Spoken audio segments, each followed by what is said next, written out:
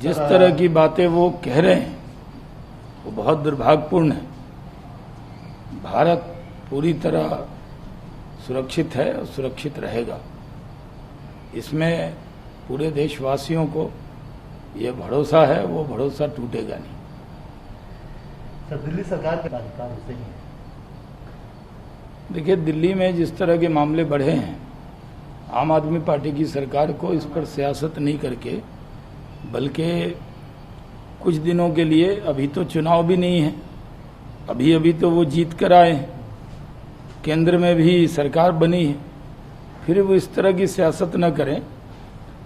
लोकप्रियता के लिए जिस तरह की बयानबाजी आम आदमी पार्टी के मंत्री और उनके नेता कर रहे हैं, ये बहुत दुर्भाग्यपूर्ण है। कोरोना की लड़ाई को इकट्ठे और मजबूत होकर लड़ना है, और उसमें केजरीवाल साहब का ये कहना कि हम केंद्र से सहयोग करेंगे, हर बात मानेंगे, लेकिन कन्फ्यूजन भी पैदा करेंगे, ये दोनों एक साथ नहीं चल सकती।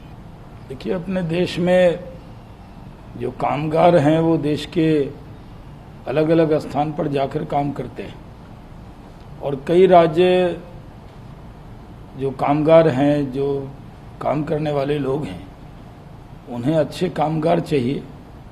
ये सही है कि जो स्थानीय लोग हैं उनको मौका मिले, लेकिन किसी को मना करना ये भी सही नहीं।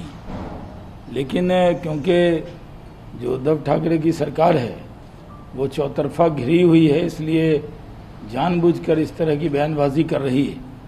आज स्थिति ये है कि उनको जिस तरह ध्यान देना चाहिए था वो ध्यान नहीं दे रहे हैं। वॉर अगेंस्ट कोरोना की जो लड़ाई है उसको सबसे ज़्यादा कमज़ोर किसी ने किया है तो महाराष्ट्र की सरकार ने किया है। वो अभी भी सियासत कर रही है। देश में जितनी भी दिक्कतें आई हैं उसमें बहुत बड़ा स्रोत महाराष्ट्र बना है, क्योंकि वहाँ की सरकार ने कोरोना के खिलाफ लड़ाई को गंभीरता से लिया ही नहीं। देखिए, कांग्रेसी खुद ही अफवाह फैलाते हैं कि उनके विधायक टूट रहे हैं तो गिर रहे हैं, सरकार गिर रही है। आज कांग्रेस के जो विधायक सांसद हैं उनका ही मोह भंग हो रहा है कांग्रेस से, और जब उनका मोह भंग होता है तो पूरा इल्ज़ाम भारतीय जनता पार्टी पे आयद कर देते हैं। भारतीय जनता पार्टी न किसी सरकार को गिराना चाहती है न बचाना चाहती है। अगर कोई सरकार खुद ही गिरने को तैयार हो तो क्या हम जाके खड़े हो जाएं कि हम आपको बचाने के लिए आए हैं?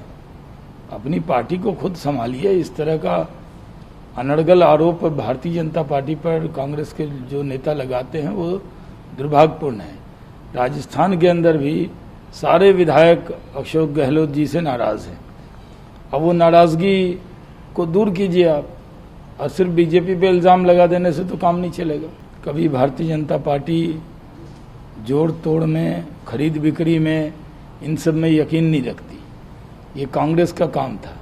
हम तो राजनीति में शुचिता के साथ राजनीति करते हैं, लेकिन कांग्रेस पार्टी से कांग्रेसियों का मोह भंग हो रहा है। इसी तरह की बयानबाजी मध्य प्रदेश में वो कर रहे हैं। जब भी वहाँ वो उपचुनाव होंगे, जब रिजल्ट आएगा तो सारी की सारी सीट भारतीय जनता पार्टी जीतेगी, फिर कांग्रेसियों की जबान खुद ही जनता बंद कर देगी। बिहार के मुख्यमंत्री नीतीश कुमार जी अपने एक अने मार्ग से बैठकर उन्होंने पूरी कोरोना के खिलाफ एक बड़ी लड़ाई लड़ी।